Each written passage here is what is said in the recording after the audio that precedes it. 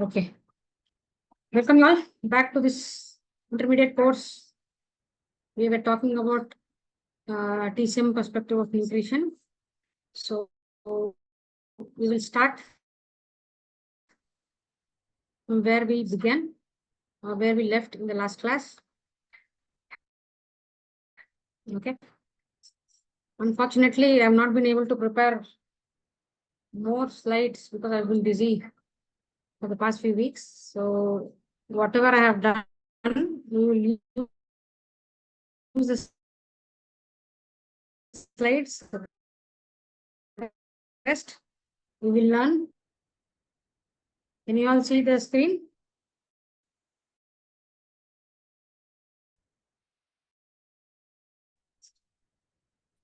Let's continue about TCM nutrition for pregnant women.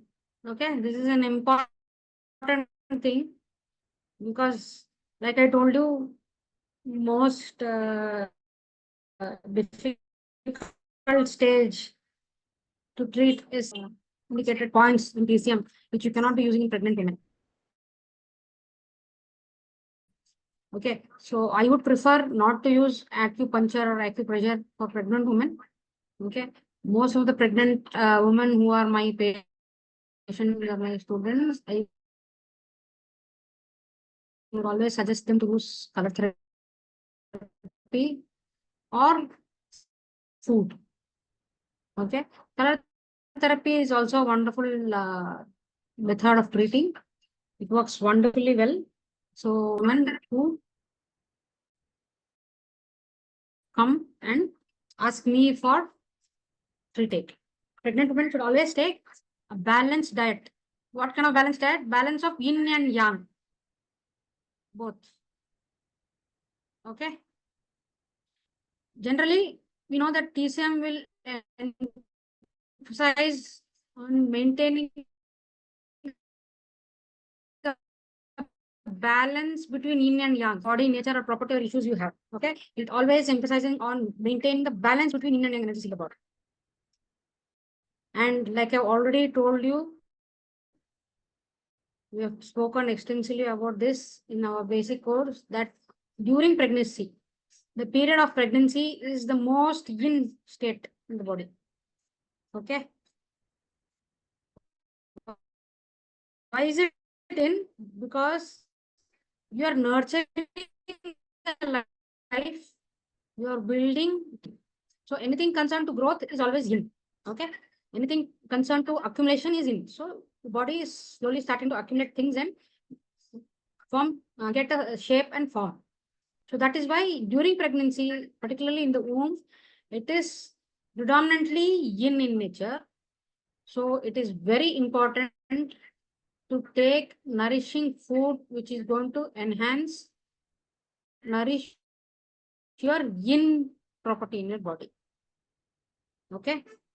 And it is always advised to avoid excessive yang kind of food. Okay. Don't say don't take yang related foods because yang is also very important for functioning of the body. Okay. So do not take excessive yang kinds of food.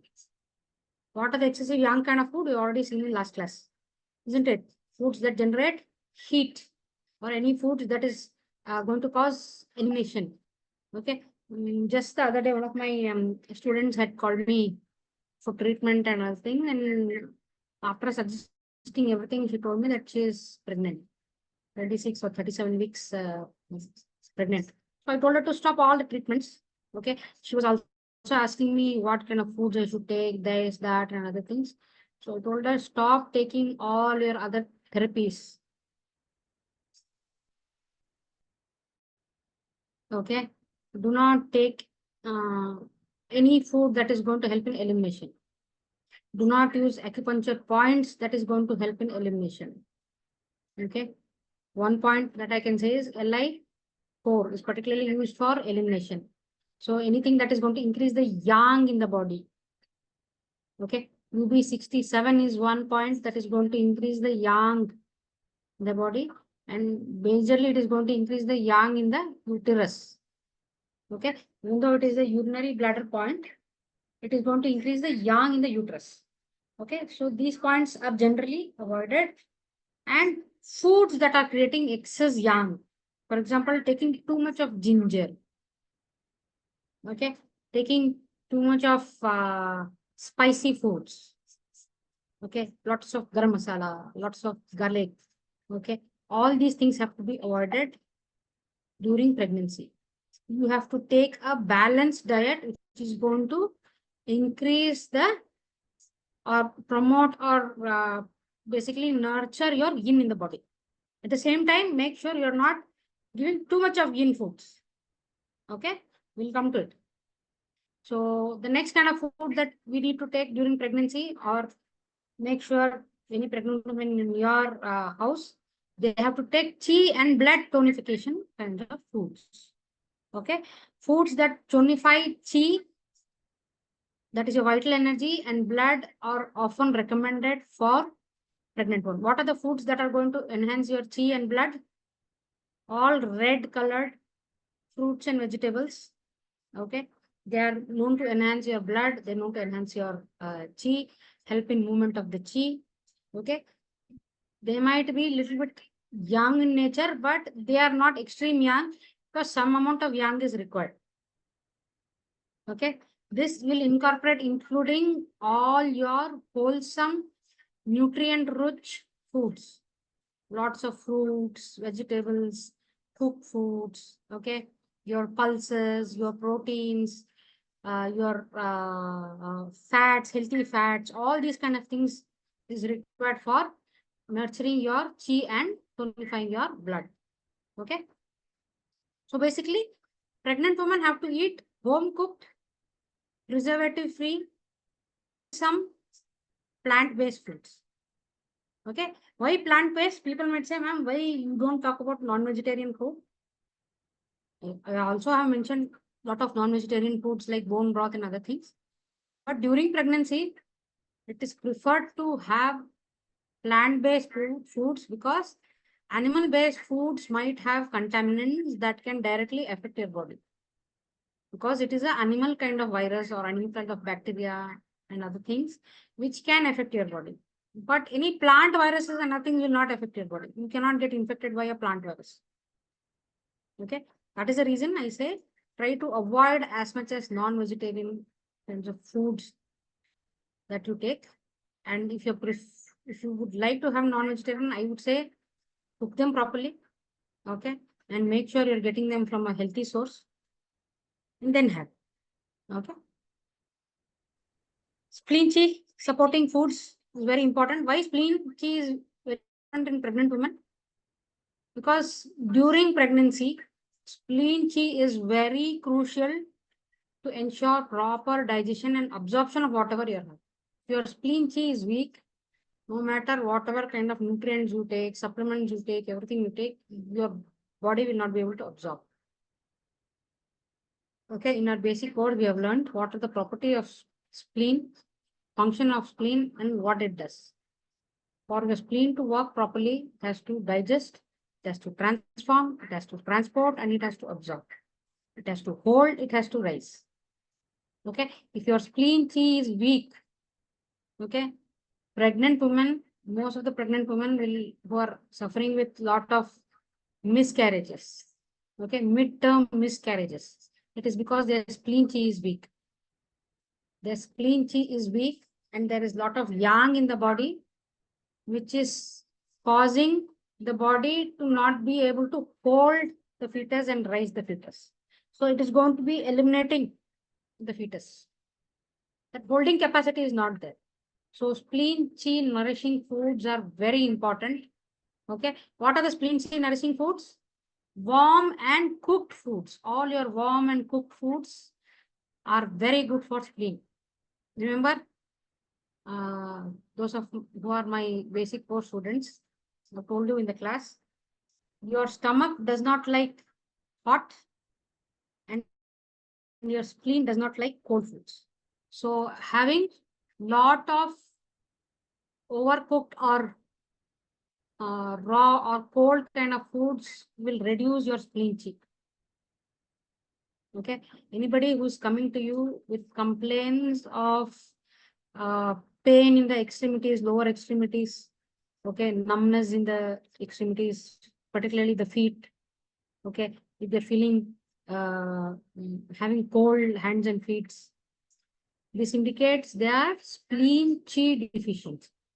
What happens when the spleen chi is deficient? What is the main function of spleen chi? Anybody can tell me?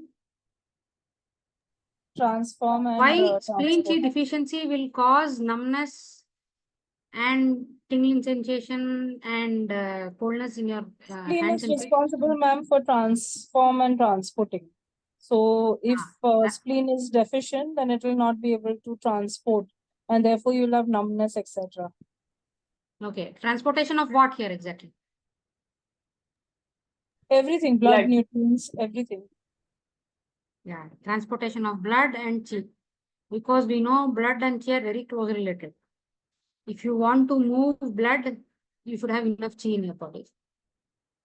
And if you want to have enough chi circulating, it is going to circulate through your blood. Blood carries chi. Okay. Remember one thing, not just the process of transportation and transformation. Your spleen as an organ is very important for movement of blood through fine capillaries. Okay. Blood moves through your vein. It is governed by little bit of your functioning of your lungs and your heart. Okay. And your spleen. But mainly when it comes to fine capillaries. Okay. We have major blood vessels, big blood vessels moving through your major organs. Okay. You have major blood vessels running through your palm. But when they have to move all the way to the tip of your finger and small individual cells and between your interstitial tissues, okay, those fine capillary, the movement of blood in those fine capillaries is controlled by spleen. So next time you find anybody saying they're having this blood circulation issues, particularly when it is coming to extremities of the hands, okay, coldness in the ears, coldness in the tip of the nose, and other things, understand that they are spleen chi deficient. You ask them to show their tongue, 100% they will have teeth marks on the side of the tongue. Okay. So remember this. That is why it is very essential to maintain proper spleen chi circulation in pregnant women. So foods that are not too cold, particularly that are cooked fresh. Don't cook it, keep it in the refrigerator and eat. Because once you keep it in the refrigerator, you're putting coldness element into it. You might say, I'm taking it out and heating. Repeated cooling and heating will remove the chi in the body, in that food. Okay, chi is lost. Okay, I'm not going to talk about nutrition because it is a very what do you say, uh, difficult topic to settle on, because some people say that once you store food in the fridge after cooking for more than 4 to 5 hours or 8 hours after that, all the nutrition in the food is lost. But there are studies in which they have shown that food that are refrigerated or frozen foods do not have any major difference between in the nutritional component of that. So very controversial topic. I'm not going to talk about nutrition, but I can tell you that the chi is lost. Okay. If you keep food in the refrigerator and remote and heat it, again keep it remote, heat it. Okay. Repeated heating of food will make it devoid of chi. So pregnant women should have freshly cooked, hot, fresh meals. Okay. So this is one thing that pregnant women is supposed to have. Okay. Blood building foods. This is also very important because you know blood is the one that carries all the nutrients. Okay. And blood building foods such as dark leafy greens. Green vegetables are very good for your blood production. Okay. Your RBC production, your hemoglobin production, because they carry a lot of iron in them. Okay. That heme component actually comes from green leafy vegetables only. Okay. And if you can have lean meat, okay, they're also good for blood building in the body, and foods that are rich in iron and folic acid. These kind of foods. Basically, I'm telling you all green leafy vegetables, red colored fruits. Okay. Foods that contain iron, right? Or foods that mimic the structure of your blood cells. Okay. What are the foods that mimic the structure of your blood cells? Pomegranate seeds. Okay. They are very good for building your blood. Okay. It is a mildly yang kind of food. It is not too yang in nature. Okay. So eating pomegranates, eating grapes, okay, eating figs. Okay. But when you're eating figs in pregnancy, be careful because they are a little bit on a higher yang side. So if you're combining it with a little bit of yin foods, like if you're having fig along with milk, that you can do. Dates are good. Okay. So what are the other foods that are rich in iron? You can start having all of them. Your grains, particularly your dry fruits, all your seeds, they're all good for building blood in the body. Okay. Jaggery is very good for building blood in the body. Pregnant women can have jaggery. Okay.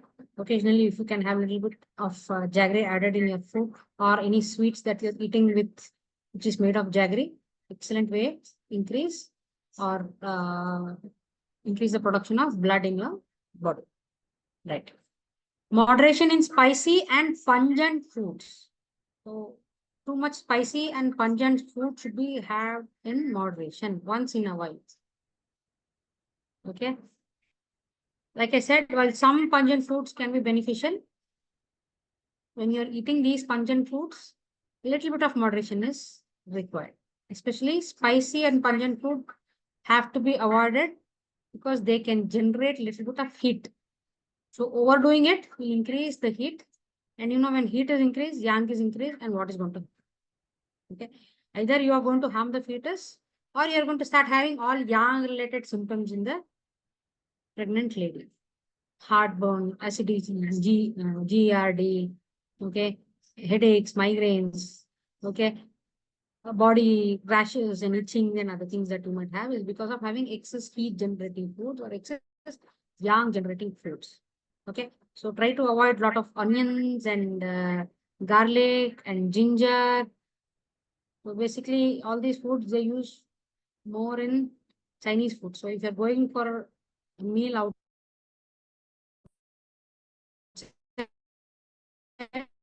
don't go to a Chinese restaurant or your geographical DNA composition. Okay, particularly when it comes during pregnancy. Okay, and one thing is that if you want to have a healthy pregnancy, it doesn't start after you get pregnant. It has to start before you are pregnant. Your chi pool, your energy pool, your nutrition pool has to be built up way before you are conceived. People who are planning for kids, plan your nutrition now. Please, that means at least 6 to 8 months or 1 year before you decide to conceive, so that you are having a healthy body to carry a healthy child. Isn't it? So food is a very important thing that you have to be concentrating on during pregnancy, because that is the best kind of treatment for pregnant women. Okay. If you're eating well, you can avoid all other kinds of treatments. Okay. And hydration is a very important aspect. Are you people getting some background now noise? Is my voice clear? Because I'm having a lot of Clear, noise. clear. I'll just close the Yes, windows. sir. I'm having a lot of noise here. Just a minute.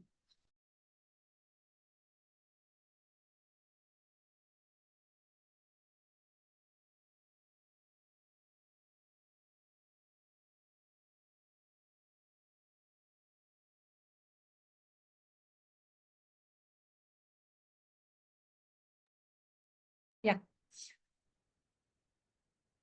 Hope it's clear now. Okay. So again, hydration is a very important thing.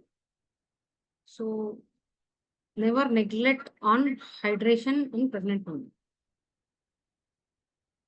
Because I told you during pregnancy, the body is predominantly yin, and yin can sustain when you have a lot of or enough sufficient body fluids. Okay. This is going to prevent any kind of imbalance in the body. Okay.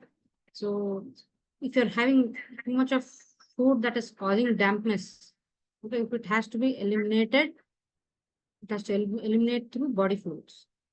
Okay. Take adequate amount of water. Don't overdo anything.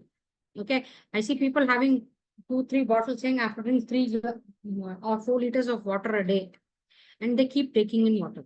No, it depends on what kind of food you're having.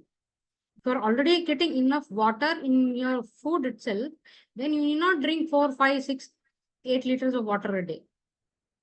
Okay, if you're not getting enough water content in your food, if you're eating too much of dry foods and other things, then you will have to include water intermittently throughout the day. Okay, so another thing you need to be careful here is the temperature in which you are staying, particularly the room or the place in which you are staying. If it is too warm, the temperature is too high, then you need to keep rebuilding or reintroducing water along with the salts that have been lost through your body through sweating. Okay, so generally it is recommended you stay in a cool and comfortable area and comfortable place, okay, through the period of your pregnancy. I know it is not difficult. If that is so, all people, pregnant women will be moving from their cities into other cities. Okay, but if you are staying in such places, remember to keep hydrated. Hydration is not just water. We already talked about what is hydration in the last class. Hydration has to incorporate all salts and minerals that you're losing. Okay, have fruits, have juices, have soups. Okay, enrich your fluids and salts.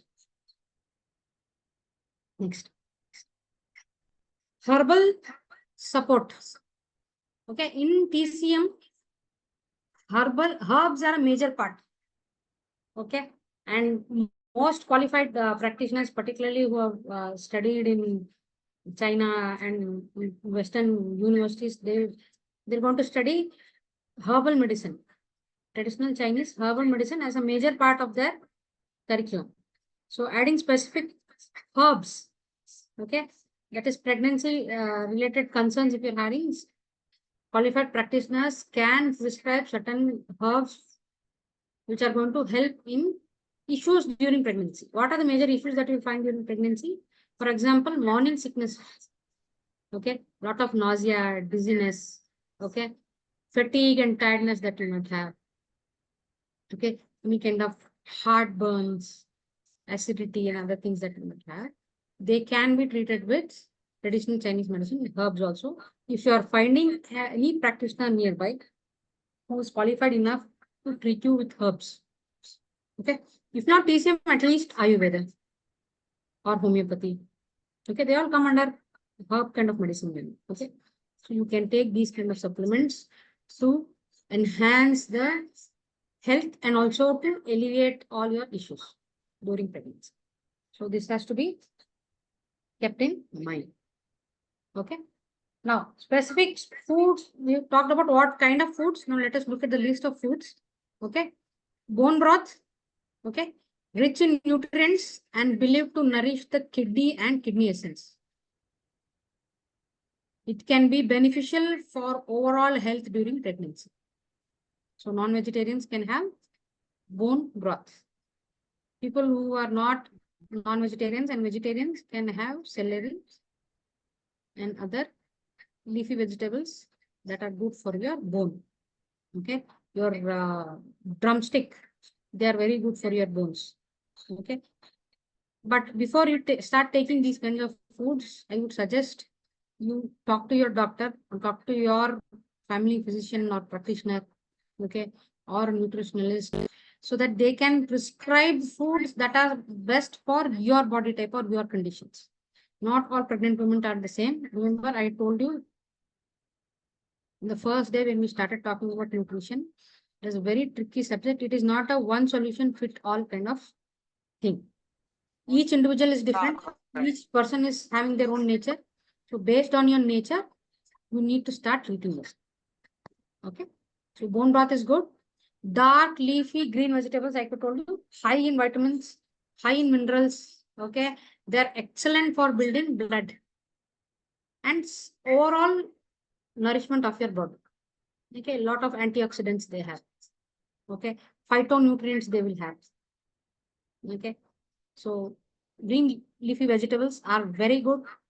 You have to incorporate them regularly for pregnant women. Okay, legumes and grains. You can never forget legumes and grains for pregnant women. Good source of complex carbohydrates.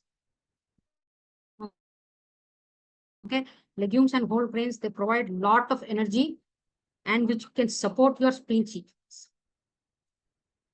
Okay, so have all your dals, all kind of dals. They give you a lot of complex carbohydrates. Okay, your grains. Proper Indian meal that you have in India. Okay, what your, I wouldn't even say your parents, what your grandparents used to eat. Have them. Okay. And talking about lean proteins, they are high quality lean proteins like poultry, fish, tofu. They are all essential for your tissue repair and for fetal development. They are also good source of vitamin D, B12 and other things. Okay, so you can have lean proteins. Okay, moderate use of ginger. Remember I told you ginger is a young producing kind of food. Okay, that is also going to promote elimination. Any kind of stagnation is there, it is going to eliminate. So overuse or abusing ginger during pregnancy is not good. Okay, it has to be used in moderation or as a once in a while kind of ginger tea or something that you make to elevate your nausea and other digestive related issues. Okay. Yes. What are the foods to be consumed in moderation or to be avoided during pregnancy? Like we already discussed, excessive cold foods. Too many cold or raw foods may compromise your spleen chi. Like I told you, your spleen does not like cold food or does not like cold weather or cold conditions. Okay, it dislikes cold. Hmm? And it is always advisable to focus on warm and cooked foods. Not just pregnant women, I would say everybody or anybody who is showing slight signs of indigestion or malabsorption or weakness or tiredness and other things, stop eating ready foods. Okay, stop eating already cooked, pre-cooked foods. Okay, start having warm and cooked foods. Okay, there is particular one book that I studied. I am not able to recollect the name of the author in the book. Okay, it is a book written by a TCM practitioner about his or her medical practice, wherein they have discussed about so many case histories. One of the case history was that patient was severely deficient in spleen chi and lot of weaknesses she was having. So she was advised to even cook her fruits and eat. Even the fruits that she ate was asked to be cooked and eaten because cooking makes the nutrients available in a ready form, easily absorbable form. Okay, so she had to even cook her fruits and eat for a little bit of time until her spleen chi was nourished and later go back to her regular diet. So these kind of situations are also there. So cold foods will hamper your spleen chi. Having lot of ice creams, okay, and cold foods, lot of salads and other things. Salads are good for your body. I know. When people talk about diet, the first thing they will say is go on a salad diet. Only raw fruits and vegetables for 15 days, 20 days, 40 days, 30 days. Okay, they will eat morning, evening, afternoon. Only salads they will eat. They are doing more harm to their body than good. Because they might reduce their weight drastically, but in turn, they are spoiling their spleen chi, which is going to hamper the spleen's ability to transform and transport any dampness that is later created in the body.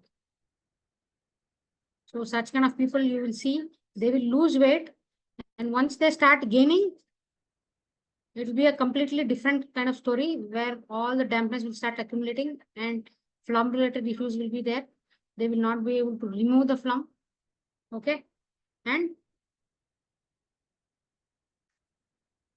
they will start having other kinds of digestive issues, health issues, and other things. Okay. So everything should be in moderation. TCM always talks about living a life which has a balance of yin and yang. Okay. If you're a yang kind of person, try to increase your yin activities or yin kind of lifestyle. If your yin is more, try to incorporate more yang or try to reduce your yin. So we always focus on balance. There's nothing in excess. All I've told you about this proverb earlier also. Too much of amrit or elixir is also poisonous. Okay. So you need to be careful to be balanced in whatever you do. Right? Excessive spicy food is also not good. Okay. While little bit pungency is accepted, too much of spicy food is not good because it's going to generate excess heat and cause imbalance in the body. Processed and refined foods are completely no. Here it says moderation or avoid, but this category of foods, I would say, please try to avoid during and even before pregnancy. Why during and before pregnancy? I would say nobody should eat processed and refined foods. Okay, particularly if you have highly processed refined foods that come in packs, tins, packages, whatever kind. They are going to be deficient in all the essential nutrients and only majorly carbohydrates and other preservatives you will get for your body. And these kind of food you also already learned will contribute to increase in dampness in the body. Anybody is having excess dampness, excess some kind of nature, okay? First thing you ask them to do is stop all packaged and preservative containing foods. No refined foods, no refined oils, no refined sugar, no refined flour, wheat, maida, nothing. Okay, that is the first thing they have to follow. Later on, maybe whatever other kind of treatment you're going to do. Okay, so again, excessive sugar is also very bad because it is going to increase the dampness in the body and your blood sugar levels will be disrupted or start having diabetes related issues. Earlier, people used to say by eating excess sugar, you will not get diabetes. Sugar doesn't always mean refined sugar. Sugar also means anything that is sweet. If you're having too much in excess, that is also very bad.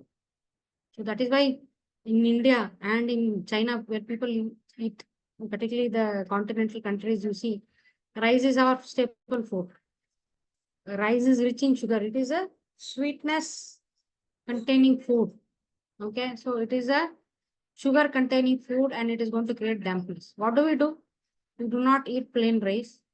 We always have them with some kind of spicy or other foods combined with either sambar, make with rice. Okay, when you go to continental countries, you prepare what is that? Sushis. You have other sauces and other things that you mix and eat with uh, rice. Okay, you go to Sri Lanka, Maldives, and other place, they don't cook rice with only water. They add a little bit of egg white and egg yolk into it. So rice is cooked with egg. Okay, so this is how you are going to reduce the coldness kind of property of food or the sugar containing property of rice. Okay, so have sweets, have sugar, but always in moderation. Okay, your body needs all the 5 essential tastes. Okay, later in this class, we'll talk about the tastes. Okay, we'll also talk about the seasons. Okay, and how they affect our nutrition, what kind of food you have to eat in what season. Your body requires all of them. Only thing you have to understand is when your body requires what and you need to incorporate that in your work. Okay. So that is all with the presentation that I had prepared. So some more thing that I need to discuss, which I will be doing manually because I did not get time for preparing the presentation. So I will share the screen and we will do a whiteboard study. Okay.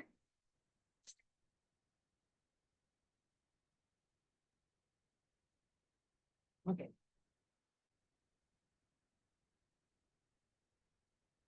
Is the screen visible?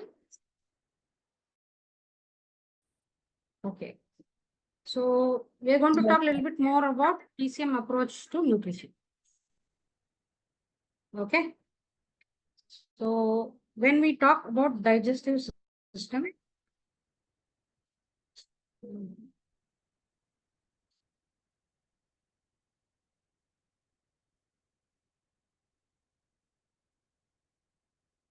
it is called as the Zong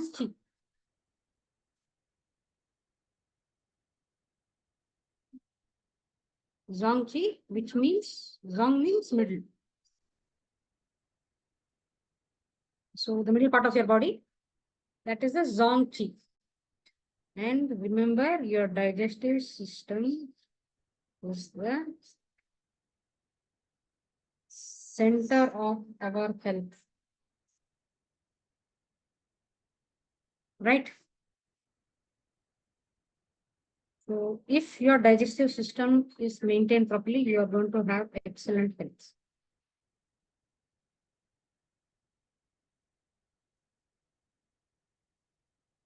Okay.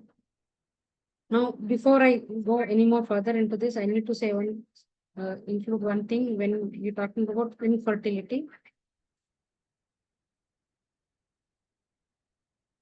Okay. People who are suffering from infertility should try to reduce excess cold foods.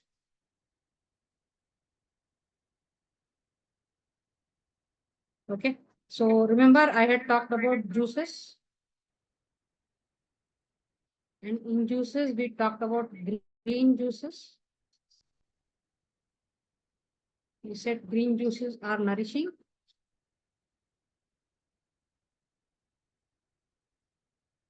But in this case, avoid too much of green juices because they are more on the coldness side. Okay. Coldness kind of diseases are there. And infertility is a coldness disease or coldness imbalance or issue, whatever you can say. So green smoothies and green juices should be avoided in infertility patients. Okay. Now, how do you know what kind of food is good for you? Whether I should take cold foods or hot foods or anything. The best thing is have some cold generating foods. Okay. See how you feel for the next few hours or 1 or 2 days. If you're having issues, then avoid it. Okay. If you're okay, then you can continue. Again, with moderation. Okay. But there are some people who will have excess coldness in one place and dryness in another place. Okay. Cold in one area and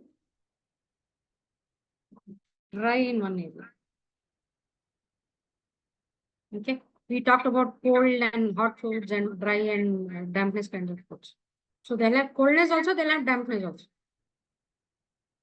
What are you going to do for these people? Another question.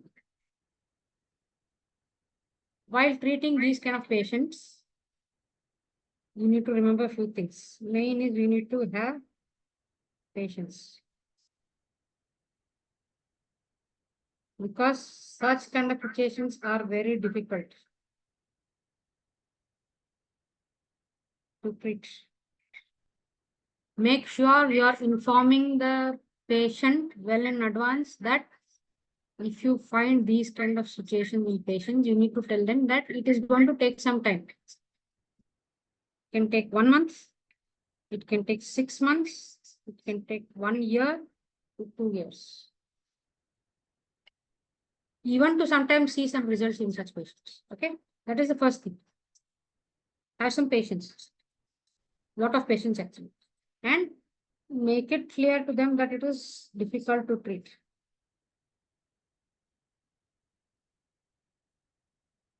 So when it is difficult to treat,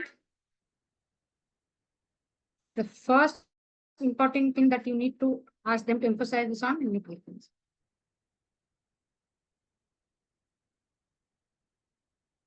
Okay, they should not have too much cold foods, nor they should have too much hot foods. Okay, when they are having situations of stagnation, they can have hot foods. Okay, when there is lot of coldness also, they can have hot foods. But Ma'am, it will also depend on the duration, right? Because if there's stagnation, eventually yes, it will lead to heat as well. And because there's stagnation and it will lead to heat, then too much heat food is also not recommended. that is why I'm telling you. Such kind of patients, you know, in one area they'll have stagnation, in other area they will have excess coldness. For example, these patients will start having showing signs of constipation also. Okay, it could be because of coldness also and because of heat also. Okay, and at the same other side they will start having edema and other signs also will be there. Okay, so when there is stagnation along with coldness, you can have hot foods.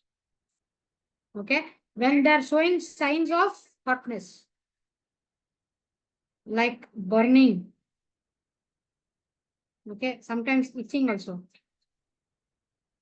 okay, and excess sweating,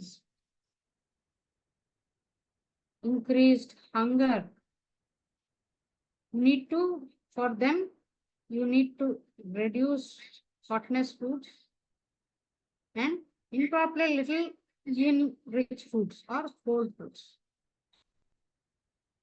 Okay, that is why I told you you need to analyze the patient based on situation. It is not the same for everyone. Okay, what I do for my issue, okay, I might put a post in the group saying I was having this issue, I did this thing, okay, and I was cured. That is why I always try to mention in the group that whenever you are saying anything, be specific. Give the complete nature of the patient. Okay, what kind of issues they had, what kind of nature they had. Okay, you go to YouTube, you don't even need to come to my classes. If you want protocol for stagnation or constipation, you will get 100 protocols for constipation. But what worked for one patient, if I'm treating for the other patient, it will not work.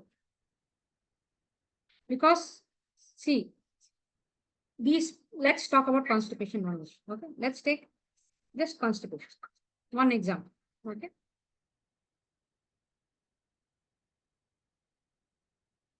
What are the reasons that you could have constipation for? One is excess heat.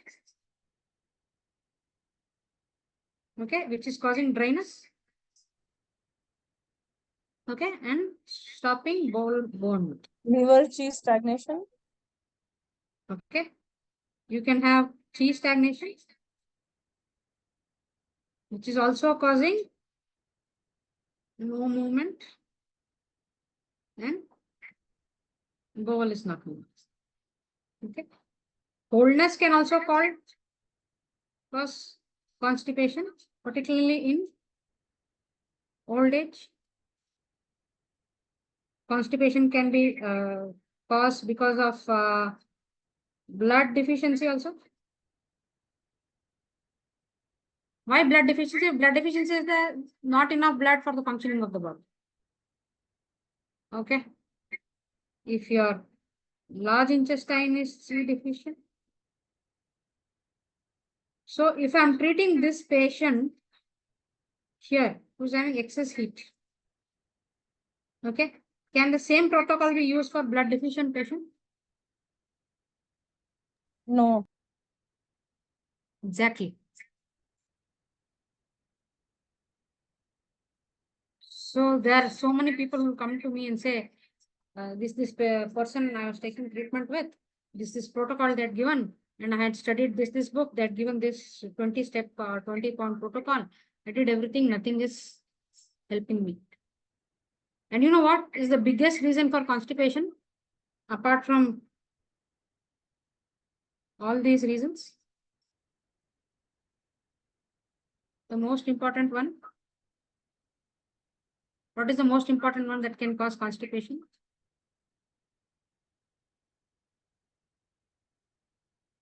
Stress. Overthinking. Okay.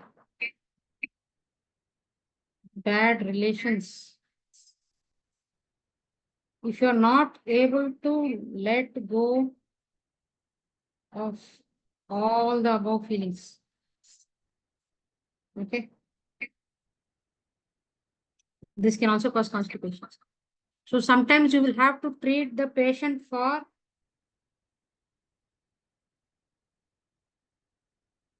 psychological issues rather than the physical issues. Understood? How each and everyone is different. So that is why you need to be uh, true proper practitioners will ask you 100 different questions. They'll ask you 100 questions. How is your sleep? How is your hunger? How is your urine? How is your bowel movement? Okay. Then how is your tongue? What kind of work you do? What kind of relations you have? What is your genetic predisposition? Any family issues or history? Your previous history?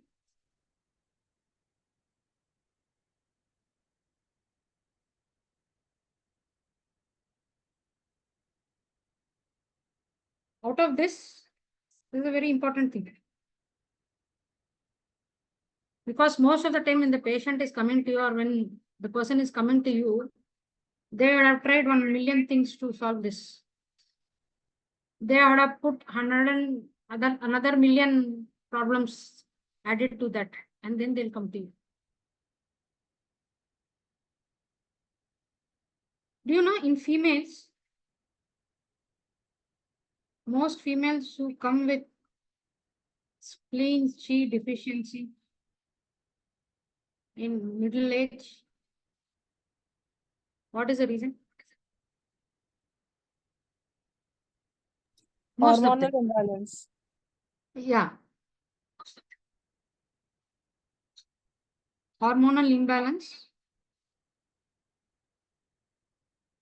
What is this hormone imbalance leading to?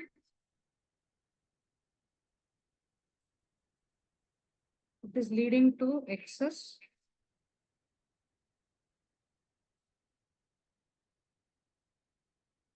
menstruation problems, isn't it? Somewhere down the line in their lifetime, they would have faced issues of hormonal imbalance, which would have caused excess menstrual problems in them. Because there is excess blood loss,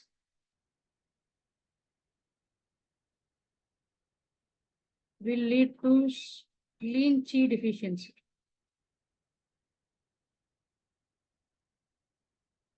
And if your spleen chi is deficient,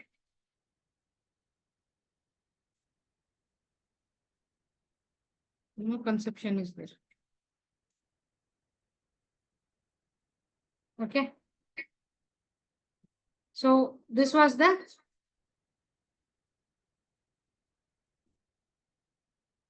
second part we were talking about. Okay.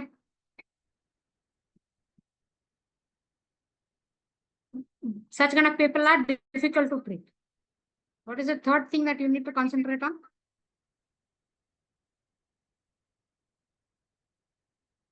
Third thing is ask them to eat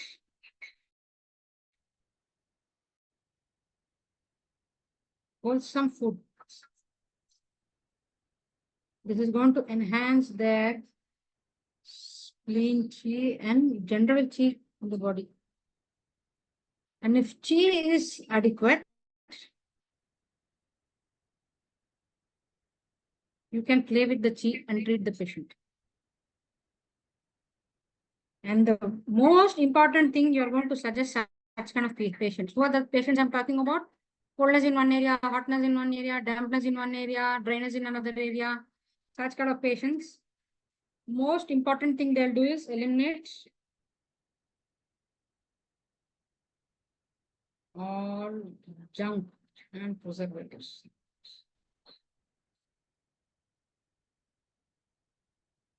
Pardon my handwriting. So these four things you need to take care while treating these patients. Okay. Is it clear? Now, let's talk about different elements. Okay. We'll talk about different elements and the seasons. Okay. We'll talk about different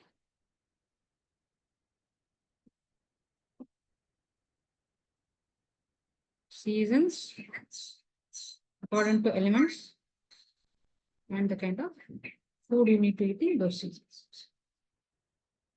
Okay.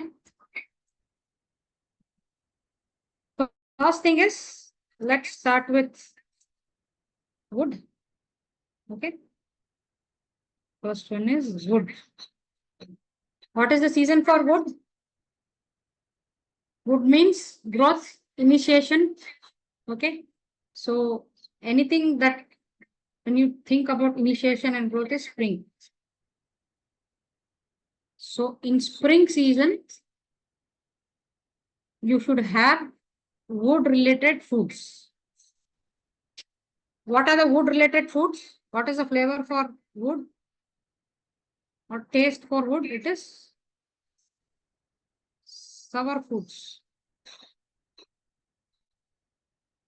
Okay. Again, in this sour foods, you have cold, neutral, and warming. Okay. Few examples I'll give you. In sour foods, when you talk of yogurt, Greek yogurt, it is a sour food. Okay. It is a coldness producing food. Okay. Your grapes, the pineapples and other things, sour producing fruits. Okay. They are neutral in nature. Okay. Your mangoes, your peanuts, if they're sour. They are all warming foods, heat producing foods. So people who are having, for example, bloody stools or piles, hemorrhoids, should avoid peanuts and mangoes. They can have yogurt. They can have grapes. No for mango and peanuts.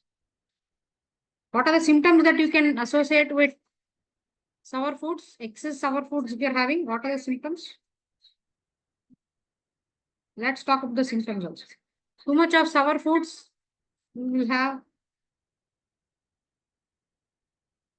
temporal headache. Okay.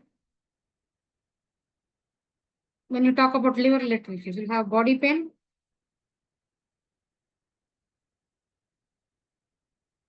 Okay. This particularly one side of the body.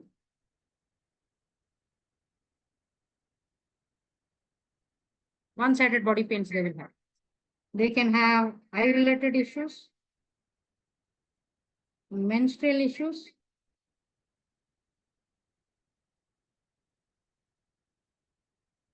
okay, example, severe PMS, okay, both physical and mental irritation and other things, okay, waking up between 1 to 3 a.m., okay. So coming back to the season here, spring season is the season for detox.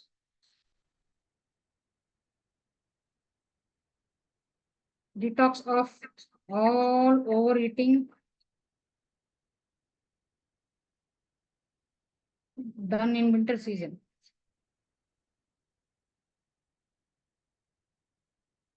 Okay, so all the overeating that you have done in the winter season, you will detox in the spring. So how are you going to do this? First thing is, okay, in spring season, you should always have light foods or easily digestible foods. Okay, compared to rest of the year.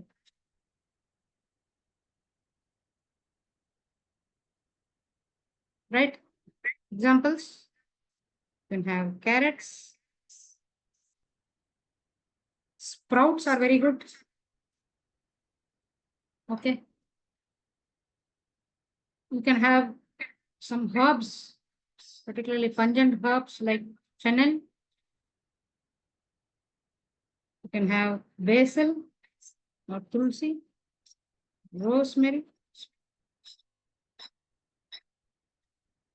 etc. If you are showing signs of heat and toxicity, heat and toxicity signs are there, then you can have raw food or coldness producing food. Okay. But this is not for already deficient patients. People who are already deficient in chi, okay, they will not have cold foods.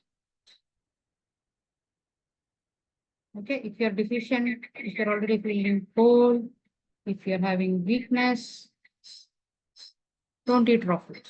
Okay, this is for the spring season or wood element. Next element is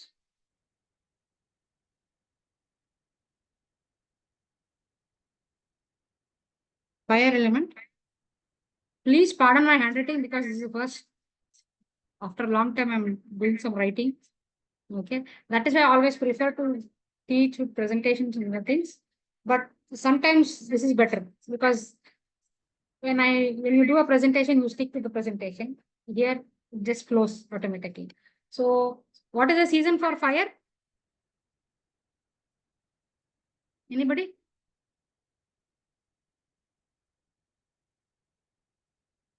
You can unmute yourself and you can say, or you can type in the chat. Okay, I want you people to interact. May, June. Fire means, yes, May and June. May and June. What is the season? Because May and June in India it is different, in America it is different, in Australia it is different. What is the season? Summer. Summer, yes. Summer is the season for fire. Okay. Right. So when we talk about fire, what is the taste of fire? So bitter is the taste of fire. Again, we have cold, you have neutral, and you have warm, not hot. In cold, you have your, for example, your grapefruit. Okay, not the small one, the big grapefruit that you get. Okay, your tea and coffee are bitter foods, they come under hot foods. So tea is neutral and coffee is warming. Okay. And like I told you, your pomegranates.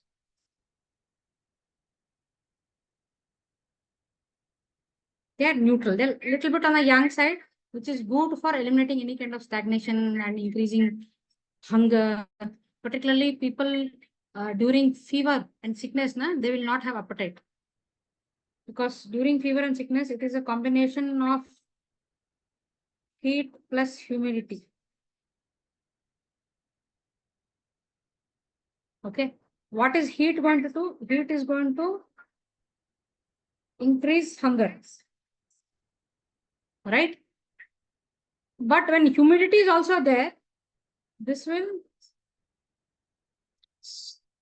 stop the appetite. So such people will feel hungry,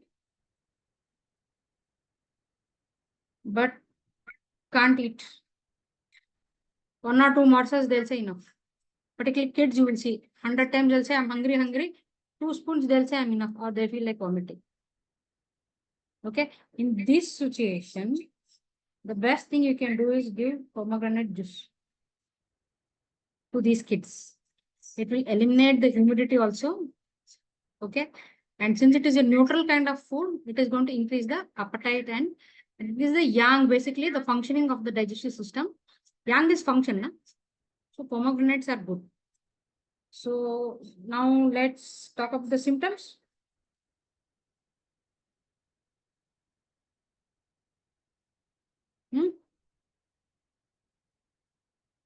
What are the symptoms you can find with excess fire or excess abusing of foods that are causing fire? Particularly when you talk about heat generating foods, okay, they have the quality of dispersing chi.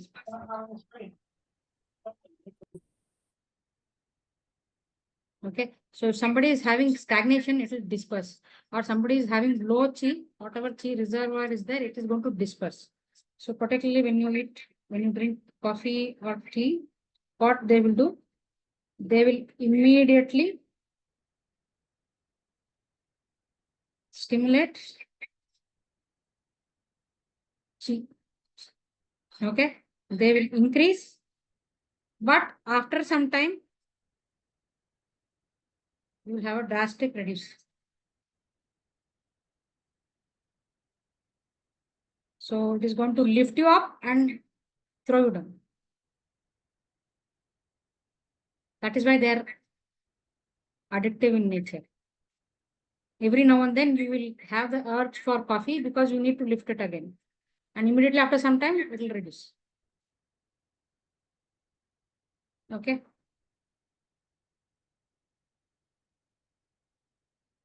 Right. Now let's come back to the season. Okay.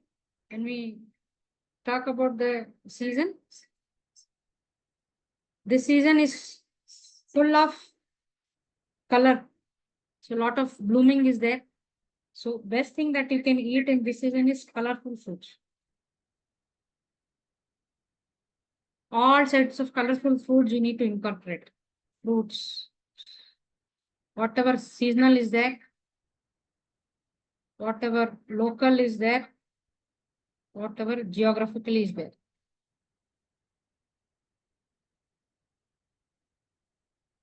Those kind of foods you need to incorporate.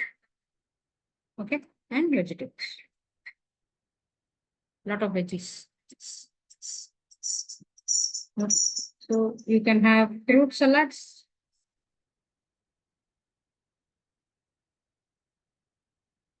Okay. But this is not for people with, again, I'm telling you, cold symptoms.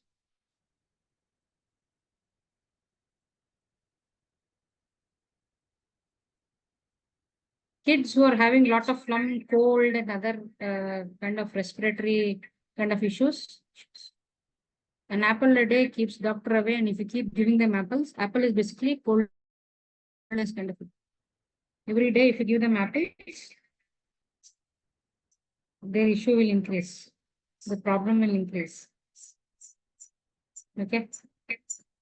And during summer, you also need to have, again, here also you need to have light foods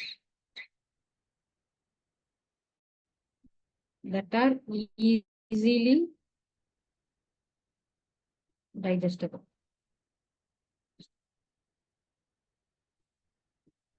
Okay. Try to avoid no fries, no oil, reduce your dairy. Okay. Your cheese and other things. Okay. What is the next season? Next element? Next element is the earth element.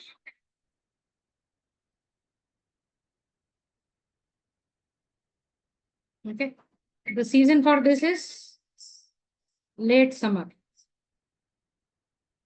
Actually, it is not just late summer. Whenever you're talking about earth element, it is a transition phase between each season. This we have discussed in the basic course as to why these seasons are considered to be earth element. Because this is the season for change. Okay. So this is a time you get a break for your spleen and stomach.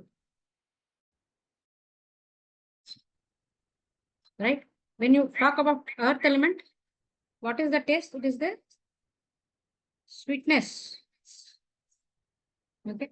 Again, in sweetness, you have cold,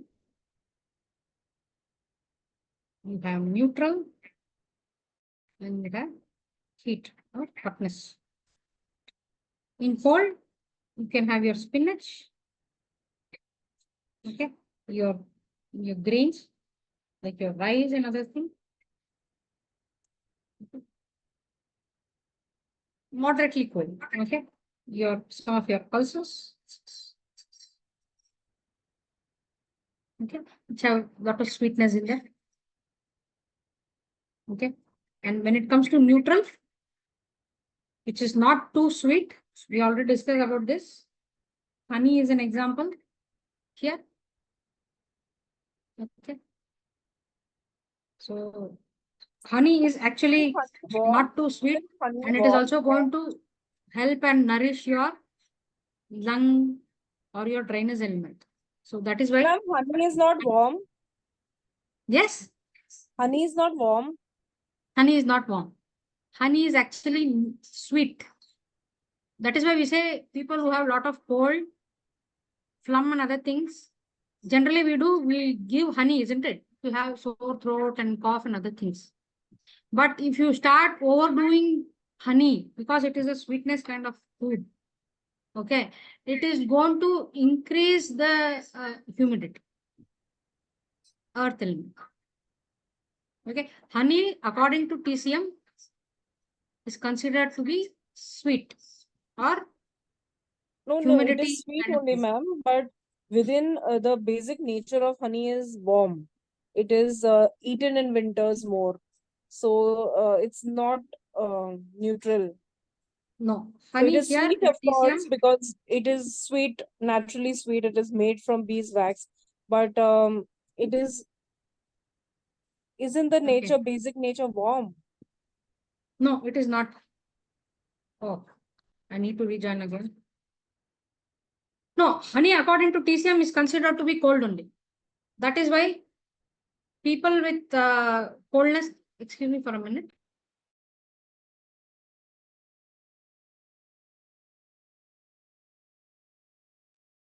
Honey, according to TCM, is considered to be cold only. Okay. Somehow I came out of the meeting. I need to rejoin again in this step. Just give me 2 minutes. I'll rejoin. What is the time? Okay. Another 10 minutes. We'll continue with the class, and rest, if required, we'll do in the next class. See, a lot of information I need to give. I've already prepared myself to give these informations.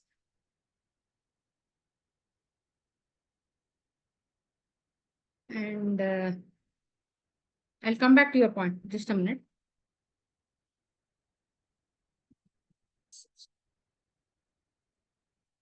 Okay.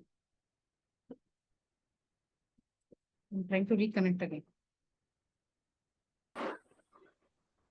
Yes. Can you see the screen now?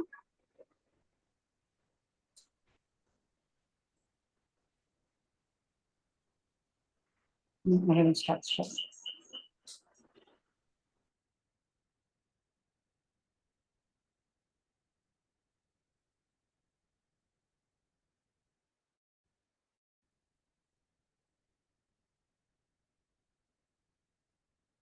I'm so sorry. I'm too bad at technology. Okay.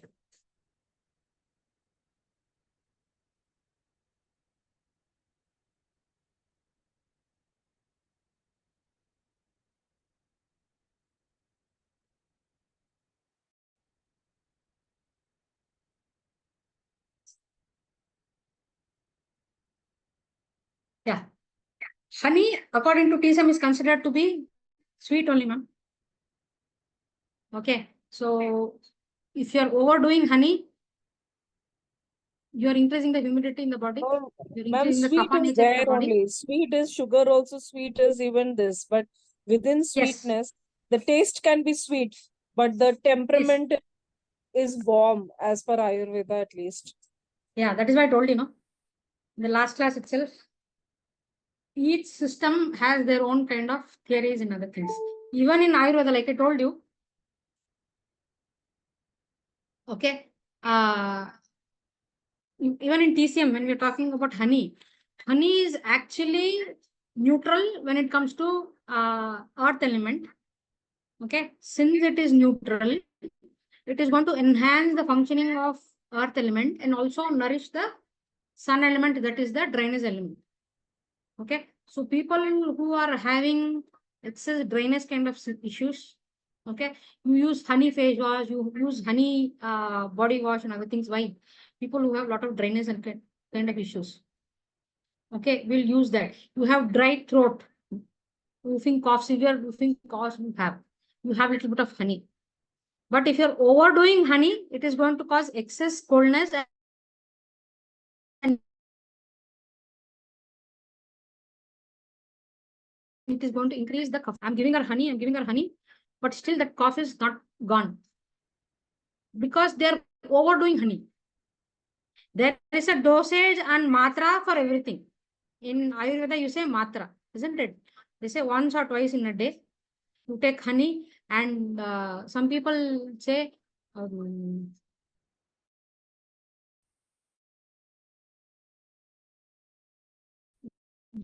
your pineapple is good for cough, isn't it? How many of you believe pineapple is good for cough?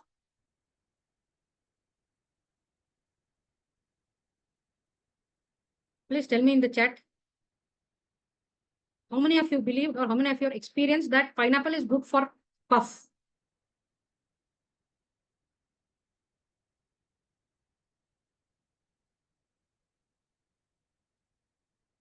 Hmm? Nobody, eh? Are you all there in the meeting or everybody is left? But never experienced. Yeah, never experienced. Don't know. Some people say pineapple is actually good for cough. But some people experience as soon as they have pineapple, they start getting cough. Now, who is right, who is wrong? That is why I told you, whatever we're discussing now here, it might, some topics might be contradicting or controversial with other modes of treatment and therapies. And you need to take everything with a pinch of salt. Okay. Everybody having internet issues or so many of them have left the meeting? Okay. So we were talking about earth element. So sweetness taste, coldness, neutral is honey. So honey is good, but need to be taken in moderation. And when it comes to hot, the sweet kind of foods, few examples I'm giving. Okay, they're not the only foods. All your meats. Okay. meat are all humid in nature or sweetness nature. But what are the meats that produce heat? Your chicken, your lamb, and pork. They are all heat in nature. So humid element and heat. Humid heat will increase if you're eating these things. They say chicken broth, no? How many have heard of chicken broth? There's one book also. Chicken broth for growth, chicken broth for health, for money and everything. This is good for colds and fevers, isn't it? They will give you chicken broth or chicken soup when you have colds, particularly non-vegetarians will know this. Okay. Yes. So in general, all meats are sweet in nature. Okay.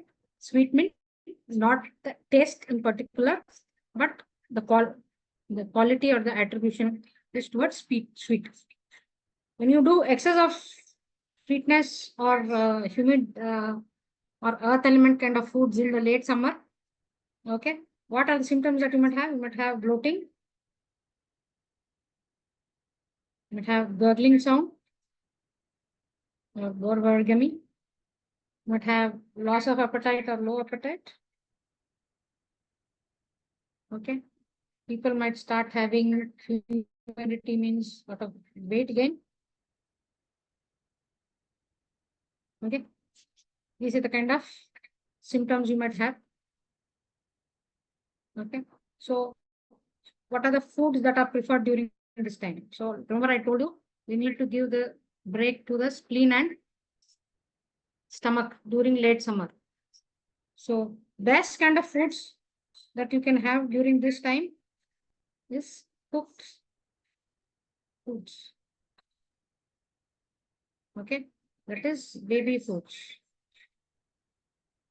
or baby foods. I don't mean to say you have baby formulations. Okay, foods that generally babies would eat. Okay, that is easily digestible. Foods that are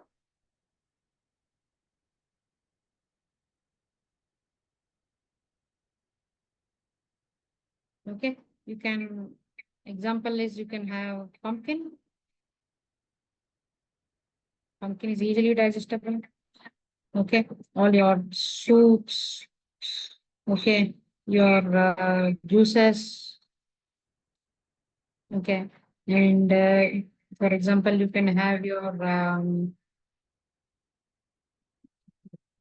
salads or sauteed vegetables.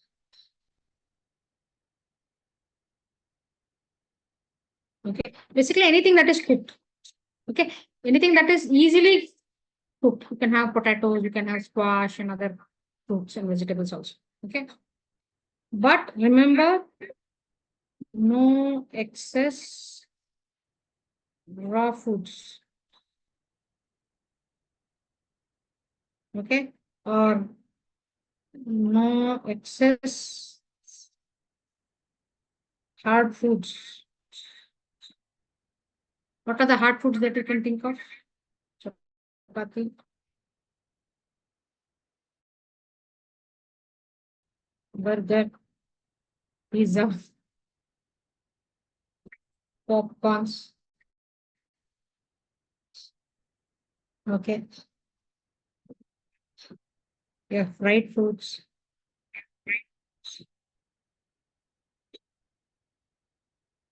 These all come under hard foods. Okay, what is the next element?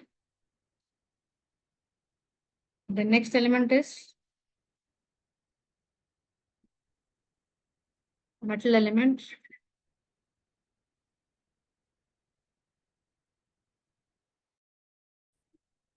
Okay, metal. What is the taste for metal? It is pungent. Okay, basically here all your spices will come in metal element. Okay, what is the season? Here it is the fall season. in countries which have 5 different seasons. Otherwise, it is your part of your late summer to your rainy season. Okay. In between that time.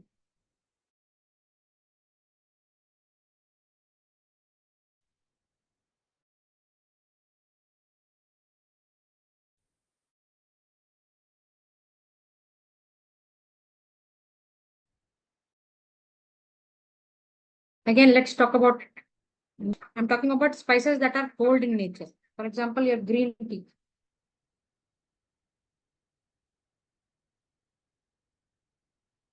Okay. Because they are, this particularly when you talk about green tea, it is astringent. Something happened.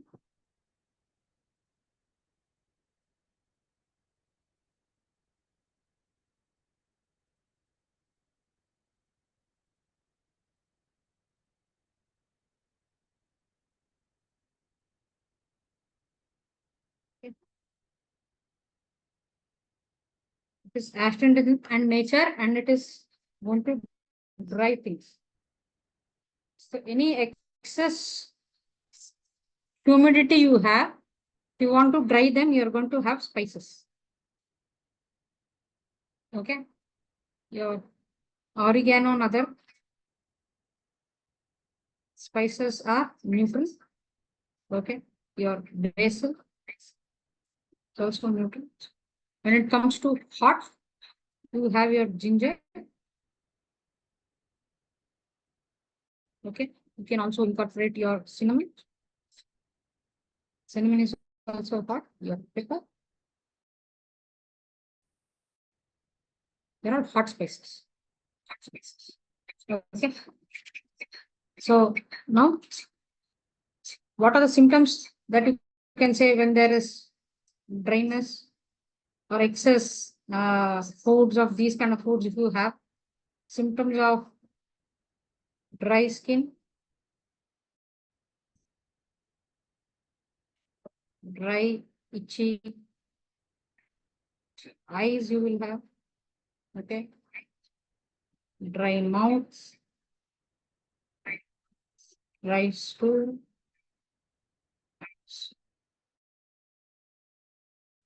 Okay. All these things you will have. The best kind of fruits that you can have for this season is fermented fruits.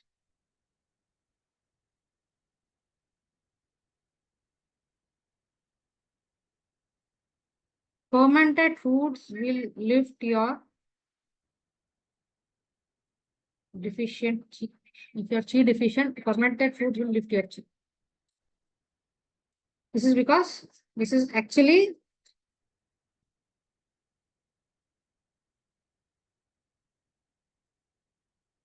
preparing your body for cold season. Okay, these kind of spices that you eat is going to help in increasing your immunity, which is very essential during your cold season where you might have all kind of cold, cough, flu, and other infections. Okay. So, what are the examples of fermented foods? Let's look at examples here. Examples again, yogurt. Okay, tofu. Anything that is fermented. You can incorporate all these spices here. Ginger, cinnamon, pepper. Okay, they will increase your immunity. And another important thing is you need to increase water intake, not liquid or fluids here. Because this fluid is essential for your cold season. Okay, it will also increase the moisture in your skin and improve your skin quality. Okay, let's talk about the last season. Which is the last season? Is winter. Winter season or water element. Okay. What is the taste here for water? It is salty. Okay. Again, here you have cold.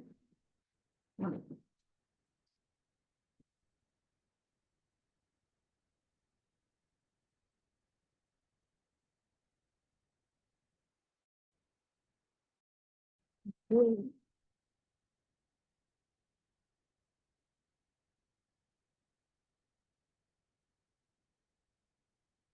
Cold, neutral, something is wrong. Okay.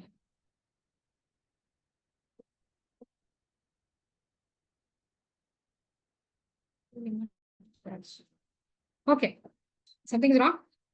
In salty, you have cold, neutral, and warming. So excess consumption of salty foods. Okay.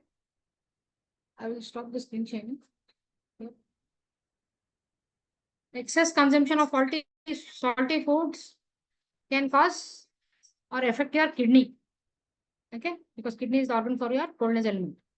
So when kidney is affected, you will have symptoms of low back pain, tinnitus, knee pain, joint problems, fear, insomnia, not able to sleep, and all your sexual related disorders you might have. Okay. So what are the foods that you are supposed to eat during winter season? Best foods to prepare your body for winter season is lentils. Okay. Lot of lentils you can have. All your urad dals and other dals you can have. Beans you can have. Legumes you can have. You can make all sorts of idlis and dosas and eat during this season. Okay. These foods will soothe the mind and relieve the stress. And these foods are also very good for liver chi stagnation. What are the foods? Lentils, beans, and legumes. So your sprouts, your idlis, and other things which contain a lot of lentils. Okay. They are good for your liver chi stagnation. Basically, your sprouts are good for your liver chi stagnation. What are they going to do? They're going to warm your body so you can have warm, spicy cooked foods during cold season because excess cold is there. It's not good for your body. You know, it is going to reduce your spleen chi if too much cold is there.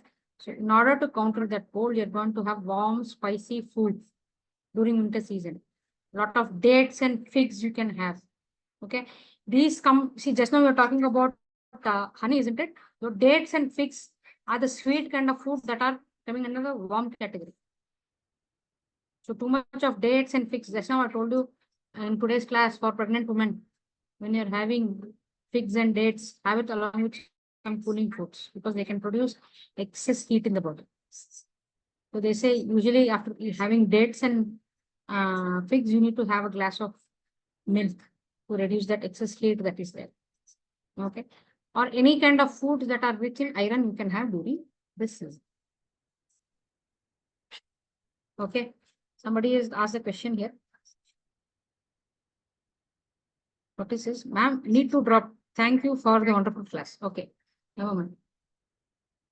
Okay. That's all for today. That is all I wanted to tell you people today. And any doubts, further doubts you have, I think it is already past 10. So I will not take too much of your time. One information I'd like to give is people who are interested in joining the class, please contact me individually. Okay, this is going to be your last free class. This recording also you will get. You can share with your friends and family. Okay, and if you're interested in going back to the basic course, recording for the basic course is also available. Interested people can contact me. And probably from next week, the class timings will also change. The dates and timings will also change. Usually our class happens on Wednesdays and Fridays. Okay. So probably from the next week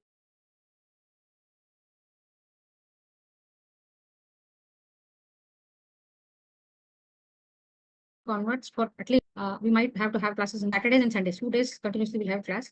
Okay. Saturday probably it will be in the evening, and Sunday afternoons class will be there. People who are not able to attend the class, you will get the recording of the classes. Okay. Any doubts in today's class you have? Joginder sir, Chandra ma'am, Ruksha, Mahesh sir. Okay. Any doubts you people have? No, ma'am. Okay. No, So ma'am. from next class, probably we will start off with our intermediate course.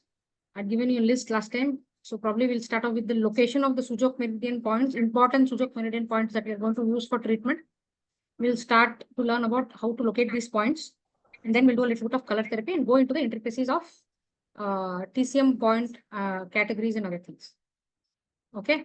So see you all in the next class. Our next class will be probably on Friday or on Saturday. I'll let you know. Okay. Yes, somebody has said something. Thank you, ma'am. Thank you Hello, all for ma'am. joining this class, and those who have attended the free classes, please share this information with all your near and dear ones.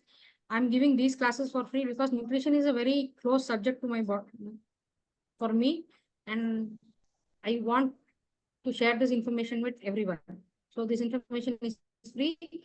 Please share the recording that you get with as many people as possible. I don't claim that this is the ultimate information that is there, but based on this information, you can build. This is a foundation that I've given. Please do your own reading. Okay. Swadhyayana is very important. In Ayurveda and in Vedas, they talk about Swadhyayana. Swadhyayana means Swa means individual. Adhyayana means study or research. So based on the information you're getting here, please go through study materials, read books and other things. I have certain books. I will share it in the group also. All of you can read it for your benefit. Learn from it, share with others. Any information that I might not be knowing or any misinformation that I might have given, you find that I have given, told something wrong somewhere, please share it in the group. So I can also learn from my mistakes and other people can also learn, because if something wrong is said, it should not stay at that. It has to be corrected and other people should also know what the correction has happened. So I'm open to learn, and I would love all of you to keep interacting in the group and sharing your knowledge with others. Okay. See you all in the next class. Bye. Good night. Sweet dreams. Ma'am. Hello. Yes, myself. Felix. Ma'am, ನಂಗೆ ಒಂದು ವೀಕಿಂದ heavy sleep ಯಾವಾಗಲೂ sleep ಆಗಿರ್ತೀನಿ afternoon ಆಫೀಸಲ್ಲಿ. Okay. ಆಫೀಸಲ್ಲಿ ನಿದ್ದೆ ಬರುತ್ತಾ ಊಟ ಆದ್ಮೇಲೆ after ಊಟ ಆದ್ಮೇಲೆ ಹೆವಿ ನಿದ್ದೆ ಬರುತ್ತೆ ಮೇಡಮ್. ಊಟ ಆದ್ಮೇಲೆ Okay, spleen ಬೆಳಗ್ಗಿಂದ chi ನಿದ್ದೆ deficiency, ಇರ್ತದೆ. sir. Your spleen chi is deficient. Okay okay. Okay, so we need to improve your spleen chi. You know what are the Okay, points for spleen SP2 chi? correct ಮಾಡ್ಬೇಕಾ? SP3. You need to improve your spleen functioning. You do one thing. Between Okay, ma'am. 9 to 11, that is a time for spleen, right? So that is the time you can treat your spleen. Okay, yes, within. You ma'am. can treat SP3 and SP6. And stomach 36 also you can treat to Okay, an ma'am. extent, because stomach 36 treats your spleen. So these 3 points you can put star magnet or just But this- pressing stimulation. Just 5 to 10 minutes between 9 to 11, whenever you get time. Okay, madam. Okay, when you're on empty stomach, immediately after having breakfast. SP2, SP, ma'am, one second. SP3, Okay. SP6, Ma'am, 1 second, ma'am. SP3, SP3, SP3, SP6. and stomach 36. Okay. Okay. These 3 points Stomach you can put star 36. magnet, Okay, madam. or you can simply press and Okay. stimulate. Classical location, you know these points, na? SP3 and Yes, ma'am, yes, ma'am. SP6 are on your leg. Yes, Stomach ma'am. 36 is below your knees. Stomach 36. Below your knees. Okay, okay. If you don't know the location, go through the notes. Okay. Spleen meridian notes, basic course. Okay. You'll get Ah, the okay, location I there, know, or ma'am. you simply type in the You know location the in Google. K3 Give me the location. Okay. Ma'am, K3 also, no, ma'am? K3 why you want to press? No, no, sleep no. elimination. No, but for you, for your particular issue, I'm telling you, you need to stimulate your spleen. Okay, okay, ma'am. Thank you. Okay, please use Okay. spleen points. Ma'am, Do it ಅದು for a week and then magnet get back to madam me. ನಾನು. See, Ma'am, on ಅದು a, magnet ತರ್ಸಿಲ್ಲ ನಾನು. it's okay. If you don't have magnet, Hello? just stimulate, sir. Just do acupressure, na? Hello? Can you hear me? Ma'am, Sir, you do one magnets, thing. I I need think magnets, you're not ma'am. able to listen to me properly. We can connect on call. Okay, As soon as we come Okay. conclude with the class, you can call me and I can guide you. Okay, okay. Okay. Thank you, madam. Yeah. Good night, everyone. See you all in the next class.